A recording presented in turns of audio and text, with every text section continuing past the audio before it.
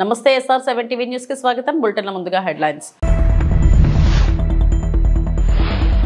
ప్రపంచ కర్మాగారంగా భారత్, ప్రధాని నరేంద్ర మోడీ.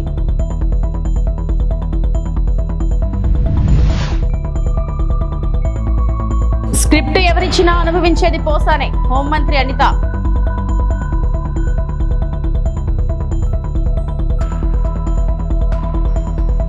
తిరుమల శ్రీవారిని దర్శించుకున్న మజాకా చిత్ర బృందం.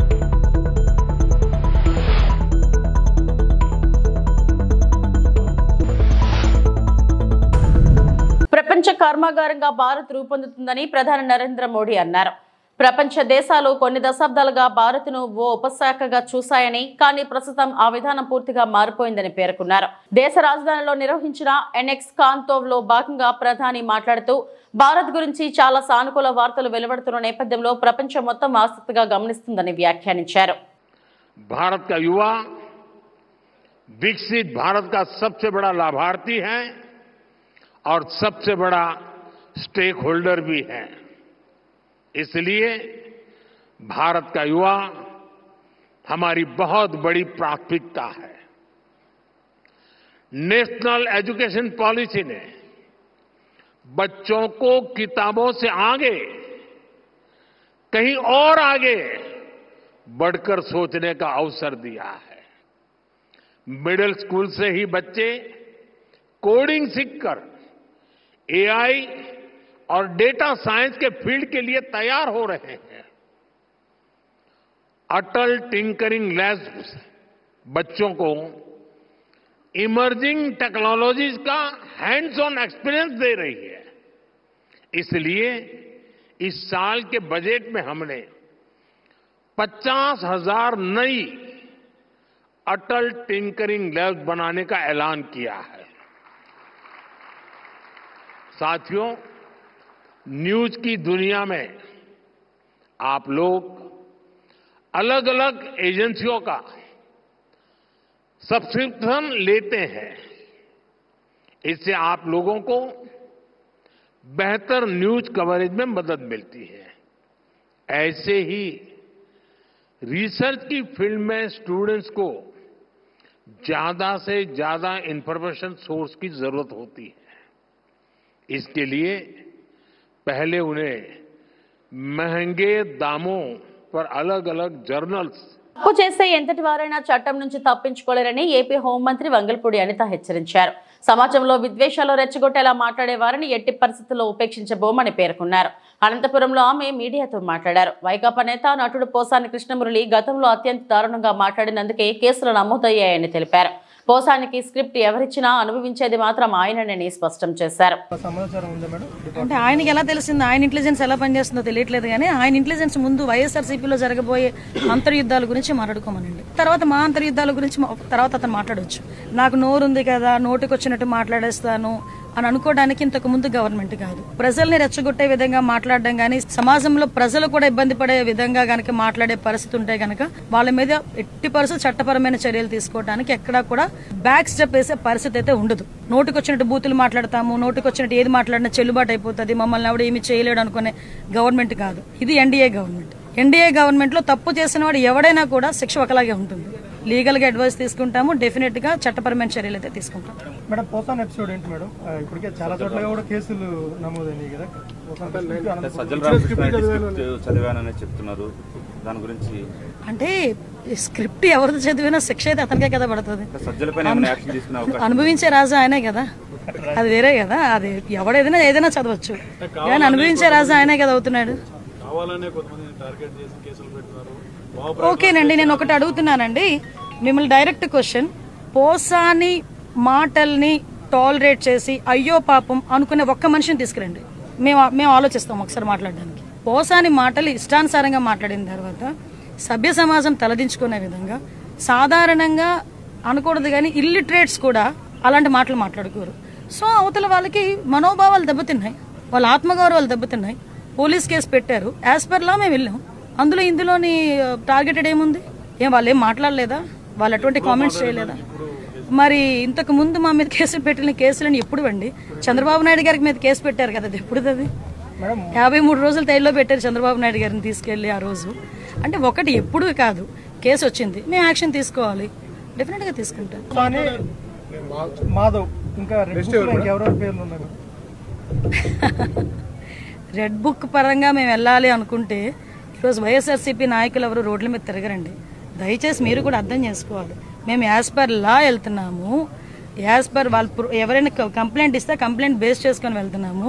పోసాని గారి మీద సుమారుగా 17 కేసులు, దగ్గర 17 కేసులు రాష్ట్రం మొత్తం మీద 17 కేసులు ఫైల్ అయి ఉన్నాయి. వంశీ మీద ఎన్ని కేసులు ఫైల్ అయి ఉన్నాయి మీకు తెలుసు. ఈ రోజుకి కూడా ఏ కేసులు ఫైల్ అయినాయో మీకు తెలుసు. ఇందులోని కక్షపూరితంగా ఎన్డీఏ గవర్నమెంట్ చేయాలి అనుకుంటే వైఎస్ఆర్సీపీ నాయకులు ఎవరు కూడా బయటకు తిరగలేరు. కానీ మేము ఆ కక్ష సాధింపు ధోరణిలోకి వెళ్ళలేదు. అలాగని తప్పు చేసిన వదిలిపెట్టే ప్రసక్తి లేదు. తప్పు చేసిన వాడికి శిక్ష పడాలి, లేకపోతే భయం ఎలా ఉంటుంది? క్లియర్ చేసుకుంటాం.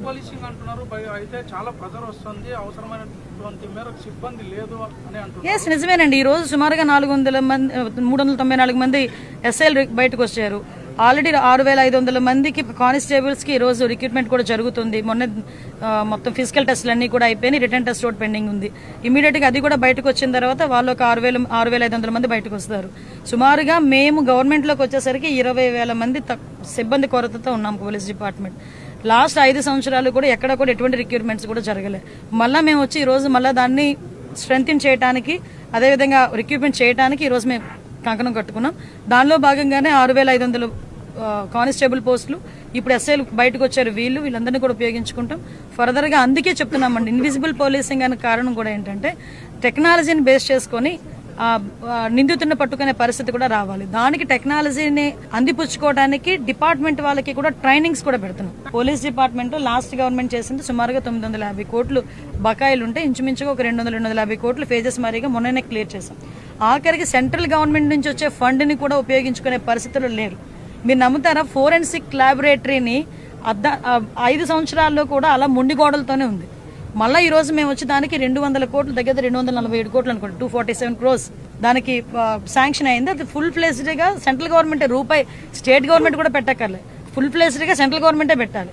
అది ఫోరెన్సిక్ ల్యాబొరేటరీ. అటువంటి ల్యాబొరేటరీని 5 సంవత్సరాలు పొడకబెట్టేశారు, కేవలం అమరావతిలో ఉంది అని ఒకే ఒక కారణంతో. మళ్ళా ఈ రోజు మేము వచ్చి ఆ ఫోరెన్సిక్ ల్యాబొరేటరీని కూడా మళ్ళీ సెంట్రల్ ఫండింగ్ తెప్పించుకోవడానికి మన ఫండ్ కొంచెం ముందిచ్చి ఈ రోజు అదంతా కూడా. రాష్ట్ర బడ్జెట్ లో ఇరిగేషన్ కు అధిక ప్రాధాన్యత. అణుబాంబు విస్ఫోటనం నుండి హిరోషిమా, నాగసాకి తట్టుకొని మళ్లీ ఎలా అభివృద్ధి చెందిందో, అదేవిధంగా జగన్ విధ్వంసం నుండి నిర్మాణం వైపు నడిపించేలా రాష్ట్ర బడ్జెట్ స్ఫూర్తిదాయకంగా ఉంది. రాష్ట్ర శాసనసభలో బడ్జెట్ ప్రవేశపెట్టిన అనంతరం మీడియాతో మాట్లాడాను. దీర్ఘకాలికంగా పెండింగ్ లో ఉన్న ప్రాజెక్టులను పూర్తి చేయడానికి బడ్జెట్ లో ఇరిగేషన్ కు అత్యంత ప్రాధాన్యత ఇచ్చినందుకు ముఖ్యమంత్రి చంద్రబాబు నాయుడుకి ప్రత్యేక కృతజ్ఞతలు తెలిపాను. మంత్రి నిమ్మల రామానాయుడు అన్నారు.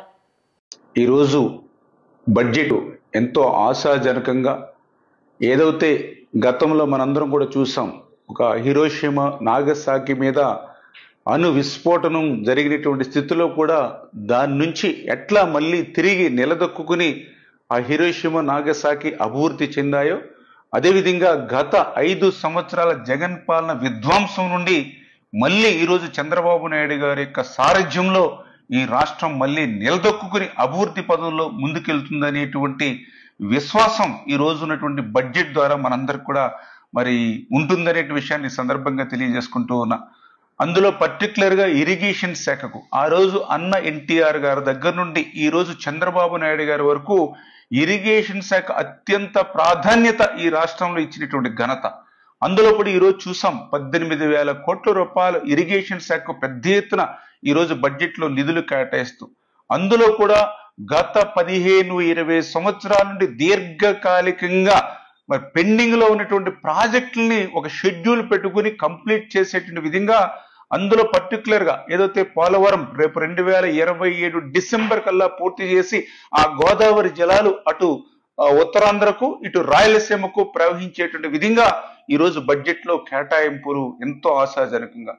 అదేవిధంగా ఏదైతే రాయలసీమకు ఒక జీవనాడి, మరి ఏదైతే రాయలసీమకు గుండెకాయ లాంటి హంద్రీనివా ఏదైతే ఉందో, లైఫ్ లైన్ ఏదైతే ఉందో, అటువంటి హంద్రీనివా కూడా ఈరోజు 3,240 కోట్ల రూపాయలు ఈరోజు బడ్జెట్ లో కేటాయింపులు జరపడం ద్వారా మరి రాయలసీమను రేపు రతనాల సీమగా మార్చేటువంటి విధంగా మరి ఈ యొక్క బడ్జెట్ లో కేటాయింపులు ఉన్నటువంటి విషయం కానీ, అదేవిధంగా ఏదైతే అత్యంత వెనకబడినటువంటి ప్రకాశం జిల్లా, అందులో కూడా ఫ్లోరైడ్ బాధితులు ఉన్నటువంటి జిల్లా, గత 15-20 సంవత్సరాల నుంచి పూర్తి కానిటువంటి వెలిగొండ ప్రాజెక్టు ఇంకా దగ్గర 3,000 నుంచి 4,000 కోట్ల రూపాయలు ఖర్చు అయ్యేటువంటి వెలిగొండ ఏదైతే ఉందో మరి దాన్ని పూర్తి చేయకుండానే, అంటే అది హెడ్ రెగ్యులేటర్ కానీ, టన్నెల్స్ కానీ, ఫీడర్ కెనాల్ కానీ, R&R కానీ, డిస్ట్రిబ్యూషన్ సిస్టమ్ కానీ ఎక్కడ కూడా పనులు జరగకుండానే జాతికి అంకితం చేసినటువంటి మహానుభావుడు గత ముఖ్యమంత్రి అయితే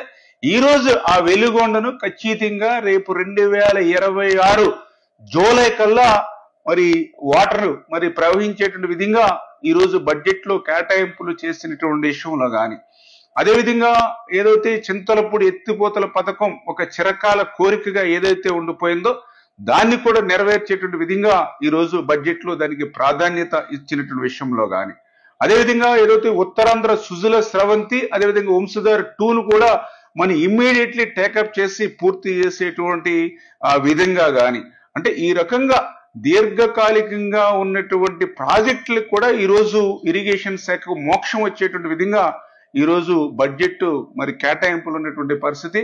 ఖచ్చితంగా రేపు రాబోయేటువంటి రోజుల్లో ముఖ్యమంత్రి గారు ఏదైతే ఇరిగేషన్ శాఖ ఇస్తున్నటువంటి ప్రాధాన్యతను దృష్టిలో పెట్టుకుని మంత్రిగా మేము కానీ, అదేవిధంగా మా డిపార్ట్మెంట్ కానీ పూర్తిగా చంద్రబాబు నాయుడు గారి యొక్క ఆశయాలకు అనుగుణంగా పనిచేస్తూ ఈ దీర్ఘకాలికంగా పెండింగ్ లో ఉన్నటువంటి ప్రాజెక్ట్స్ ఏవైతే ఉన్నాయో వీటిని పూర్తి చేసేటువంటి విధంగా, అదేవిధంగా ఏదైతే పోలవరం లెఫ్ట్ కెనాల్ ఏదైతే ఉందో ఆ లెఫ్ట్ కెనాల్ ను కూడా 2025 మరి జూన్ కల్లా పూర్తి చేసి జూలై కల్లా మరి అటు ఉత్తరాంధ్రకు కూడా ఏదైతే మరి సాగునీరు త్రాగునీరు అందించేటువంటి ప్రక్రియ గారు ఇట్లా దీర్ఘకాల ప్రాజెక్టులన్నీ కూడా పూర్తి చేసేటువంటి విధంగా ముఖ్యమంత్రి గారు చొరవ తీసుకుని బడ్జెట్ లో మంచి కేటాయింపులు ఇచ్చినందుకు ముఖ్యమంత్రి గారికి కూడా ఆంధ్రప్రదేశ్ రాష్ట్ర రైతాంగం తరపున ధన్యవాదాలు తెలియజేసుకుంటూ ఉన్నాం. ఏపీలో కూటమి ప్రభుత్వం ప్రజలను నమ్మించి మోసం చేస్తుందన్నారు మాజీ మంత్రి గుడివాడ అమర్నాథ్. చంద్రబాబు సర్కారు హామీలు అమలు చేసే సత్తా లేదన్నారు.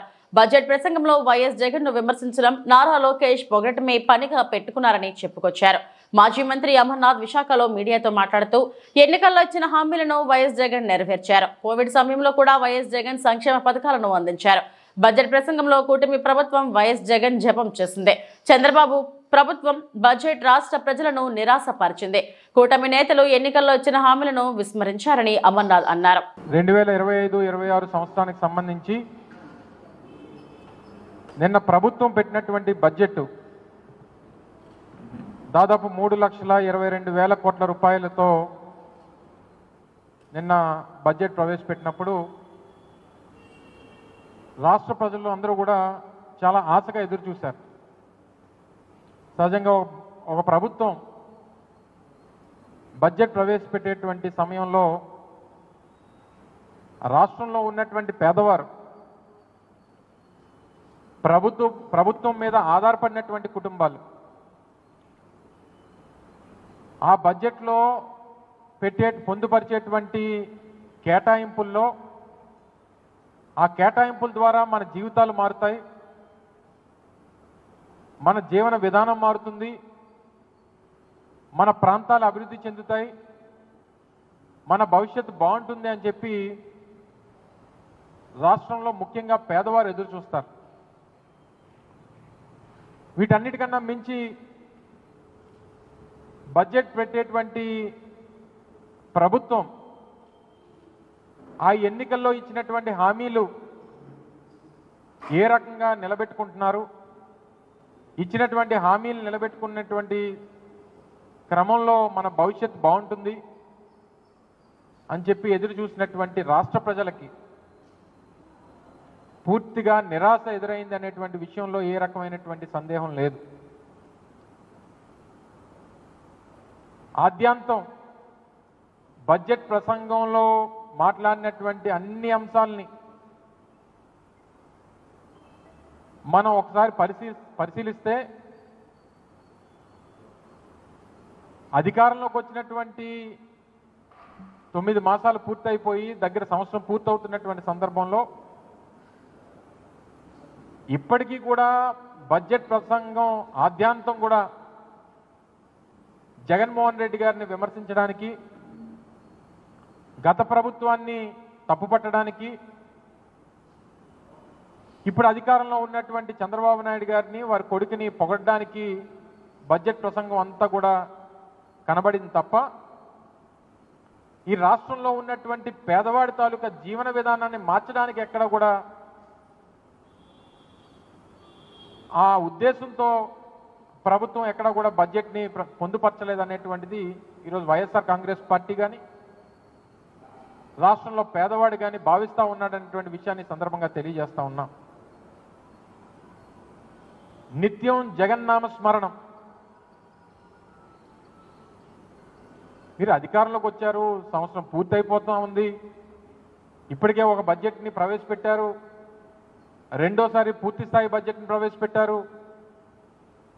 మా అయితే ఇంకో 3 సార్లు మీరు ఈ ప్రభుత్వంలో మీరు మరో 3 సార్లు బడ్జెట్ ప్రవేశపెట్టగలరు. తిరుమల శ్రీవారిని మజాకా చిత్ర బృందం దర్శించుకుంది. శనివారం ఏపీ ప్రారంభ విరామ దర్శన సమయంలో నటుడు సందీప్ కిషన్, దర్శకుడు త్రినాథరావు, రాజేష్ దండా తదితరులు స్వామివారి సేవలో పాల్గొన్నారు. టీటీడీ అధికారులు వీరికి స్వాగతం పలికి దర్శన ఏర్పాట్లు చేశారు.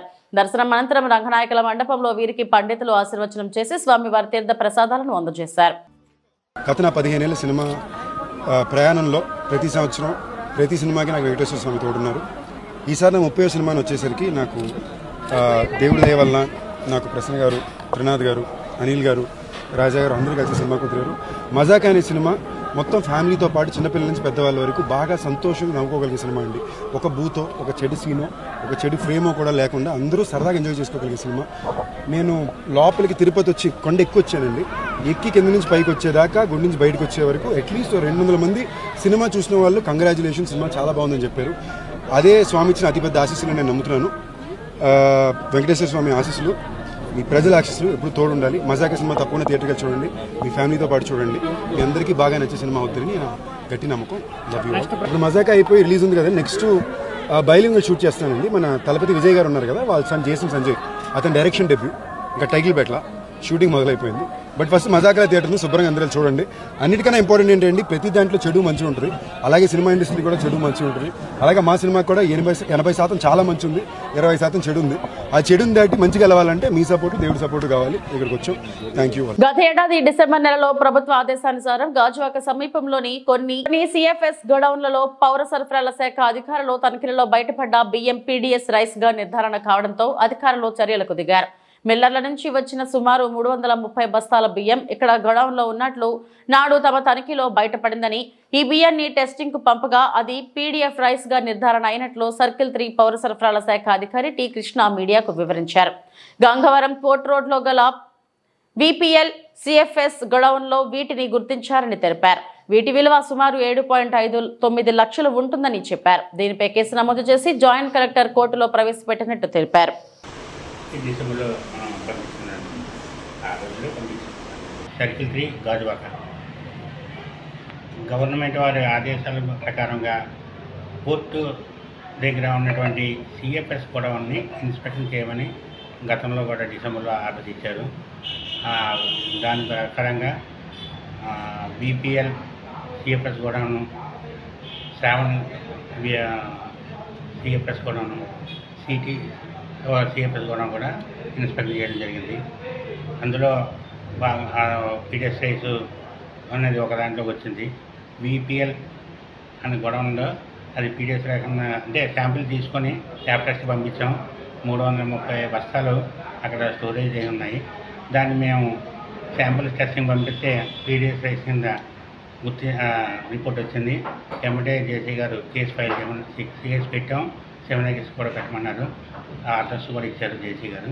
ఇచ్చిన దాని ప్రకారంగా 7 కేసు పెట్టడం జరిగింది. దాన్ని ఆక్షన్ కూడా వేయమని చెప్పారు. ఆక్షన్ కూడా వేయడం జరిగింది. అది రైస్ ఎక్కడ ఉంది సార్? అది మిల్లర్స్ దగ్గర నుంచి వస్తున్నట్టే, ఎక్స్పోర్ట్గా వస్తున్నాయి. అక్కడికి అప్పుడు 2 నెలల 3 నెలల క్రితం వచ్చిందట. అది అక్కడ ఉంది. ఎందుకు అవ్వలేదో తెలియదు.